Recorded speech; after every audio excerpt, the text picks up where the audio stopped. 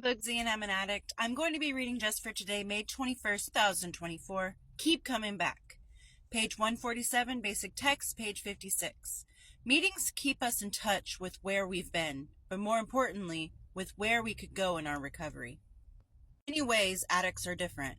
When we came to Narcotics Anonymous, we found others like ourselves, people who understood us and whom we could understand.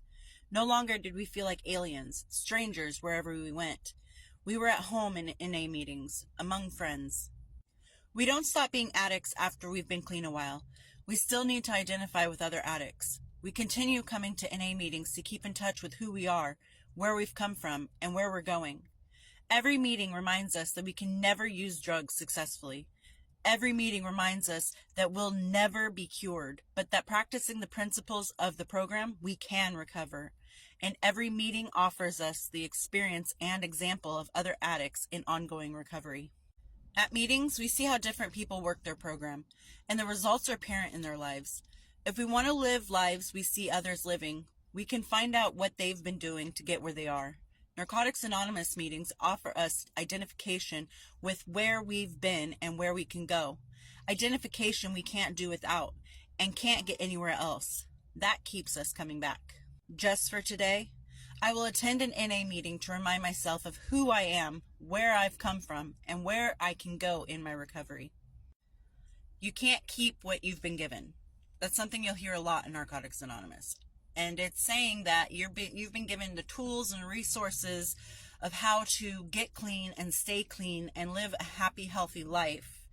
And by being given that tool and that skill set, you are supposed to give it back to people. And you're supposed to teach others how to live life in recovery and to show others that it's possible to live in recovery. And watching other people telling the same stories that you've had experienced, it's something else. And I know that part of finding a sponsor is finding someone whose story matches yours the closest. You lost your kids to CPS, maybe somebody who's lost their kids as well can be a good sponsor for you because they understand, and it's not going to be like, oh, I understand, when they don't really.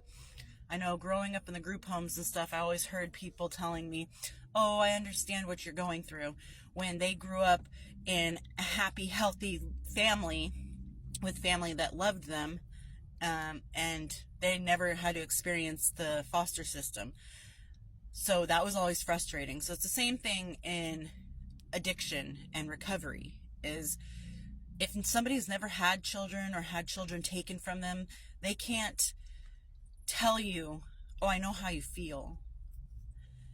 And there's something else that they always say in Narcotics Anonymous. If you see someone with something you want, hang out with them, because they'll teach you how to get what you want and teach you how to do it without drugs and teach you how to do it the legal and healthy way.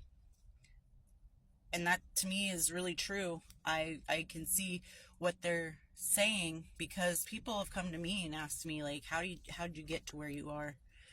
And how did you do it so fast? And I give them my advice, and really it's giving them my experience and my advice and what worked for me. I offer that information and I offer that advice, and it's up to them to take those tools and those stories and advice and do something with it. So something that the literature said I want to touch on too is that we can never use drugs successfully.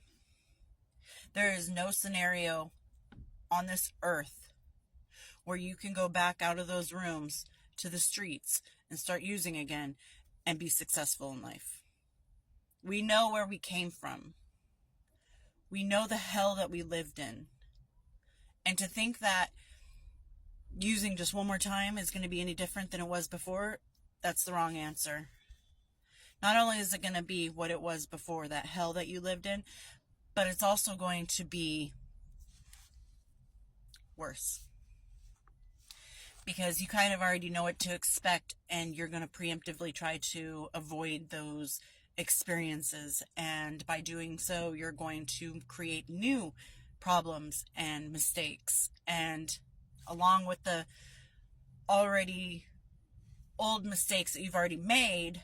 Now you've put on more, and now you're going to try to hide it a little different, and now you're going to try to do something different. And every scenario, every possible way of things happening in addiction is going to happen, and it's going to happen worse and worse and worse. And unfortunately, some people who think they can go out there and use successfully never come back, whether it's because they just stay out on the streets or they die.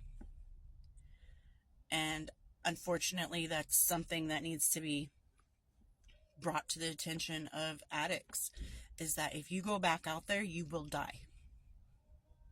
You will either die a broken person, alone, strung out on the streets, or you will die because you took too much.